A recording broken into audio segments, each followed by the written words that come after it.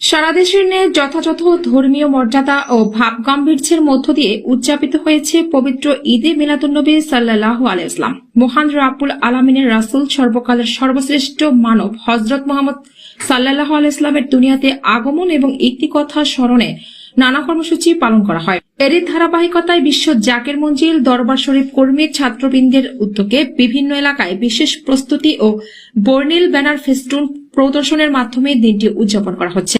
বিশ্ববলি শাহ সুফি খাজা বাবা ফরিদপুরি কুসে আহ সাহেব জিন্দাবাদ এবং পবিত্র ঈদে মিলাদুন্নবী সাল্লাল্লাহু আলাইহি ওয়াসাল্লাম জিন্দাবাদ ধ্বনিতে মুখরিত হয়ে ওঠে আশাবাসের পরিবেশ। দিনটি উপলক্ষে বিভিন্ন দরবার শরীফ ও মসজিদে মিলাদ মাহফিল, জিকির, আজকার এবং বিশ্ববাসীর শান্তি ও কল্যাণ কামনায় বিশেষ মোনাজাত অনুষ্ঠিত হয়। এতে সর্বস্তরের ধর্মপ্রাণ মুসলমান ও জাকেরান আশেকানরা স্বতঃস্ফূর্তভাবে অংশগ্রহণ করেন।